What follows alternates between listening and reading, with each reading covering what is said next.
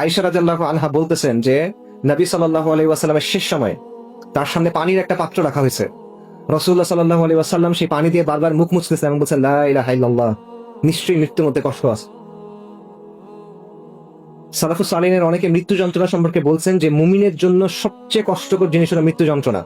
শাহাদাত যদি না আসে, শাহাদাতের যন্ত্রণা নাই, কিন্তু শাহাদাত ছাড়া যত মৃত্যু আছে দুনিয়াতে এর চেয়ে আর কোনো কষ্ট মুমিনের জন্য নাই। এবং সেই কষ্ট কিরকম?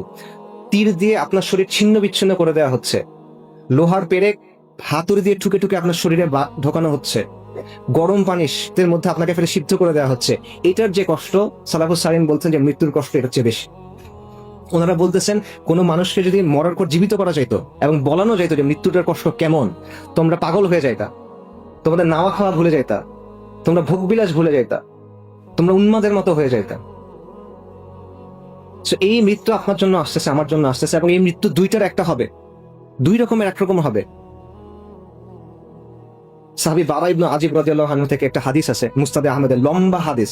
সেখানে রাসূলুল্লাহ সাল্লাল্লাহু আলাইহি ওয়াসাল্লাম বলতেছেন যে যখন মুমিনের মৃত্যুর সময় হয় তখন মালাইকারা আসেন জান্নাত থেকে কাফন নিয়ে, তারা তার সামনে এসে বসেন, তারপর মালাকুল মউত আসেন এবং তখন তাকে বলা হয় যে আপনি আজকে আনন্দিত হন, আপনি আজকে খুশি হন, আপনার রব আপনাকে যে প্রতিশ্রুতি দিয়েছেন সেটার সময় আসছে।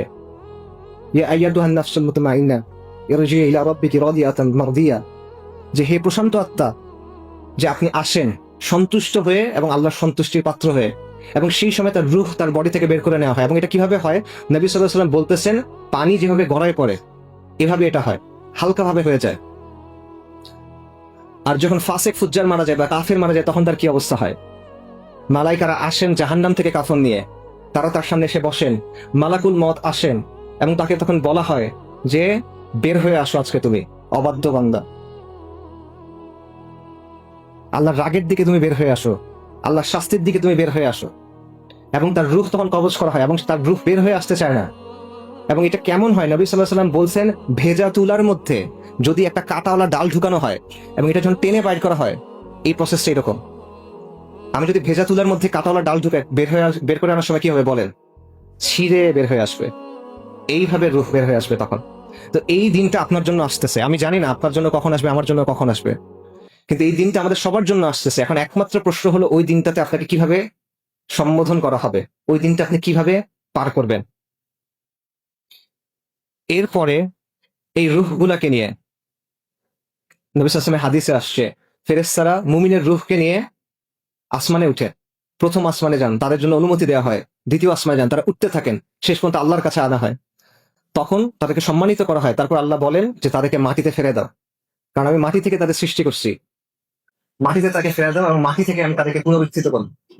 আর কাফেরের আত্মার ক্ষেত্রে, ফাসিক ফুজ্জারের ক্ষেত্রে কি হবে? তাকে আসমানে অনুমতি দেওয়া হবে না, বরং তাকে বলা হবে তাকে সিজ্জিনে নিক্ষেপ করেন। কবরে আপনার জন্য কি অপেক্ষা করতেছে বলেন? উসমান রাদিয়াল্লাহু আনহু যখন কবরের কথা বলতেন উনি কান্না করা শুরু করতেন। সাহাবায়ে কেরাম বলছেন যে আপনি জান্নাত জাহান্নাম নিয়ে কথা বলেন তখন কান্না করেন না, কবরের কথা বলার সময় কান্না করেন কেন?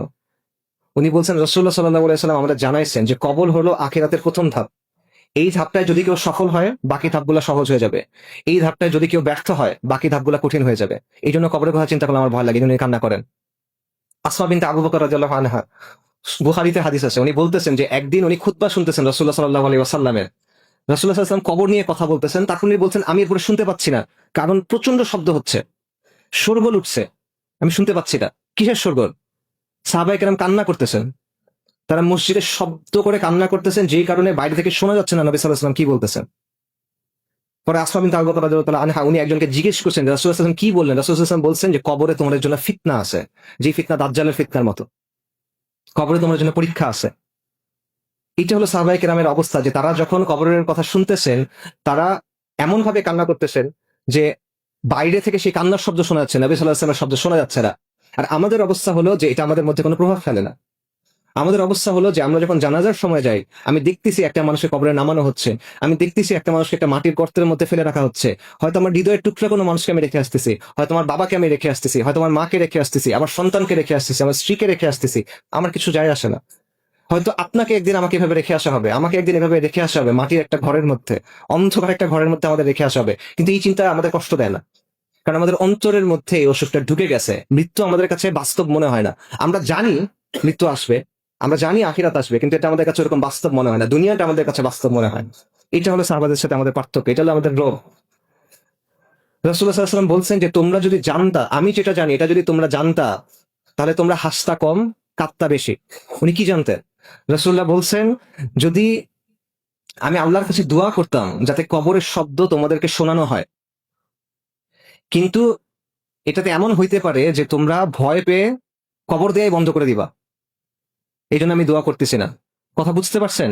কবরের যে শব্দ, এটা যদি মানুষকে শোনানো হইতো, এটা এত ভয়ঙ্কর যে মানুষ হয়তো ভয়ে আর কাউকে কবরই দিবে না। নবী সাল্লাল্লাহু আলাইহি ওয়াসাল্লাম বলতেছেন, আপনি যখন প্রথম কবরে যাবেন, কবর আপনাকে চাপ দিবে, প্রত্যেকটা মানুষকে কবর চাপ দিবে। নবী সাল্লাল্লাহু আলাইহি ওয়াসাল্লাম বলছেন, কবরে একটা চাপ আছে, যদি কেউ এই চাপ থেকে মুক্তি পেত তাহলে সেটা তো সাদ ইবনে মুআজ রাদিয়াল্লাহু আনহু। কিন্তু সাদ ইবনে মুআজ রাদিয়াল্লাহু আনহু এই চাপ থেকে মুক্তি পান নাই। সাদ ইবনে মুআজ কে? সাদ ইবনে মুআজ রাদিয়াল্লাহু আনহু হলেন ওই ব্যক্তি যার মৃত্যুর পর আর রহমানের আরশ কেঁপে উঠছে। হাদিসে আসছে, সাদ ইবনে মুআজ রাদিয়াল্লাহু আনহুর জানাজার সময় আসমানের সবগুলো দরজা খুলে দেওয়া হয়েছে। হাদিসে আসছে, সাদ ইবনে মুআজ রাদিয়াল্লাহু আনহুর জানাজার সময় 70,000 ফেরেশতা জানাজায় শরীক হয়েছেন। তাদের মধ্যে এমন ফেরেশতা আছেন যারা ওই দিনের আগে দুনিয়াতে অবতরণ করেন নাই। উনি আওস গোত্রের প্রধান, যিনি শুরু থেকে নবী সাল্লাল্লাহু আলাইহি ওয়াসাল্লামকে সাহায্য করে গেছেন। শহীদ, উনি শহীদ, শাহাদাত পাইছেন। এই ব্যক্তির জন্য কবরের চাপ থেকে মাফ নাই। আল্লাহর ওয়ালি এই ব্যক্তি, তার জন্য কবরের চাপ থেকে মাফ নাই। আমার আপনার জন্য এই অবস্থা কিরকম হবে? কিন্তু এই জিনিসটা আমরা চিন্তা করি না। কবরের পরীক্ষা আছে। নবী সাল্লাল্লাহু আলাইহি ওয়াসাল্লাম জানাইছেন যে যখন কবরে একজন মানুষকে রেখে আসা হবে, দুইজন ফেরেশতা তার কাছে আসবেন, মুনকার এবং নাকির, এবং তাকে প্রশ্ন করা হবে যে তোমার রব কে, তোমার দিন কি ছিল, এবং তোমাদের মধ্যে এই যে ব্যক্তি প্রেরিত হয়েছিল তার ব্যাপারে তুমি কি বলো? মুমিন বলবে, আমার দিন ইসলাম, আমার রব আল্লাহ, ইনি আল্লাহ রসুল মুহাম্মদ রাসূলুল্লাহ সাল্লাল্লাহু আলাইহি ওয়াসাল্লাম। আর মুনাফিক কাফের, সে কি বলবে? সে বলতে পারবে না। সে বলবে, আমি মানুষকে কি কি বলতে শুনছিলাম আমি সেগুলাই বলছি, আমি জানি না। মুমিন যখন এই জবাব দিবে, তখন আসমান থেকে বলা হবে আমার বান্দা সত্য বলছে, এবং তখন তাকে জান্নাতের পোশাক পরানো হবে, জান্নাতের বিছানা দেওয়া হবে, এবং তার কবরে জান্নাতের দিকে একটা দরজা খুলে দেওয়া হবে, তাকে জান্নাতে তার জায়গা দেখানো হবে, এবং তখন সে আল্লাহকে বলবে, আল্লাহ কিয়ামতটা দ্রুত করে দেন। আর ওই বান্দা যে কাফের, মুনাফিক, তাকে সে যখন বলবে আমি জানি না, তখন বলবে এই সে মিথ্যা বলতেছে, এবং তখন তার জন্য জাহান্নামের যে পোশাক থাকবে, জাহান্নামের বিছানা দেওয়া হবে, এবং জাহান্নামের দিকে দরজা খুলে দেওয়া হবে, এবং সে বলবে আল্লাহ কিয়ামত যেন না হয়, কারণ তখন তার ওখানে যেতে হবে। তো এটা হলো কবর। আমরা কবরকে দুনিয়ার অংশ মনে করি, কবর আখিরাতের সাথে যুক্ত। কবর আখিরাতের সাথে যুক্ত, সেখান থেকে আপনার বারজাকের জীবন শুরু হয়ে গেছে।